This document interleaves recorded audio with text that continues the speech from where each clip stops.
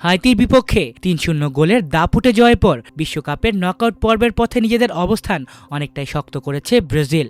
তবে শেষ ম্যাচের আগে এখনও নিশ্চিত হয়নি সেলেসাওদের পরবর্তী রাউন্ডের টিকিট। গ্রুপ সি এর শেষ ম্যাচে স্কটল্যান্ডের মুখোমুখি হবে কার্লো আনচেলত্তির দল, আর সেই ম্যাচের ফলের ওপরেই নির্ভর করছে তাদের গ্রুপ পর্বের চূড়ান্ত অবস্থান।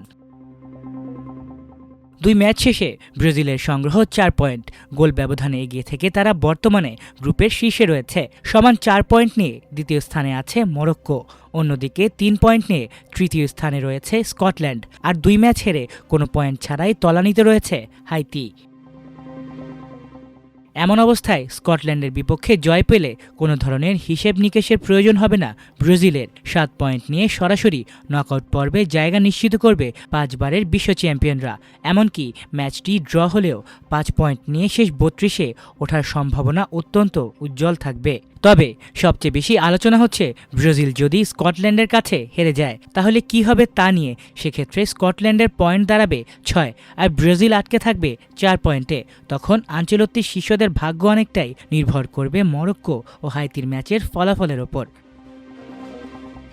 যদি মরক্কো হাইতিকে হারায় তাহলে তাদের পয়েন্ট হবে 7। সেক্ষেত্রে মরক্কো ও স্কটল্যান্ড গ্রুপের শীর্ষ 2 দল হিসেবে নকআউট পর্বে উঠে যাবে এবং ব্রাজিল নেমে যাবে তৃতীয় স্থানে। আবার মরক্কো যদি ড্র করে তাহলে তাদের পয়েন্ট হবে 5। তখন স্কটল্যান্ড ও মরক্কো শীর্ষ 2 অবস্থানে থেকে পরের রাউন্ডে জায়গা করে নেবে এবং ব্রাজিলকে তৃতীয় স্থান নিয়ে অপেক্ষা করতে হবে।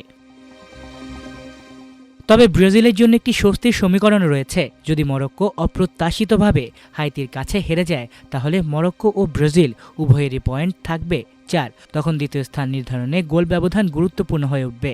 বর্তমানে গোল ব্যবধানে মরক্কোর চেয়ে এগিয়ে রয়েছে ব্রাজিল। ফলে স্কটল্যান্ডের কাছে বড় ব্যবধানে না হারলে দ্বিতীয় স্থান ধরে রাখার সুযোগ থাকবে তাদের। অবশ্য নতুন 48 দলের বিশ্বকাপ ফরম্যাটে শুধু গ্রুপের শীর্ষ 2 দলই নয়, সেরা 8টি তৃতীয় স্থান অধিকারী দলও নকআউট পর্বে খেলার সুযোগ পাবে।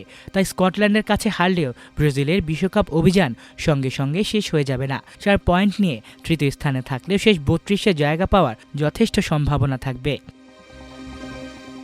তবু ব্রাজিল শিবির সমীকরণের জটিল পথে হাঁটতে চায় না, কারণ জয় বা অন্তত ড্র করতে পারলেই নিজেদের ভাগ্য নিজেদের হাতেই থাকবে। তাই স্কটল্যান্ডের বিপক্ষে ম্যাচটিকে অনেকটা নকআউটের আগের নকআউট হিসেবেই দেখছে সেলেসাওরা। লক্ষ্য একটাই, হার এড়িয়ে আত্মবিশ্বাস নিয়ে পরের রাউন্ডে পা রাখা। আলিফ চৌধুরী, আমার দেশ স্পোর্টস।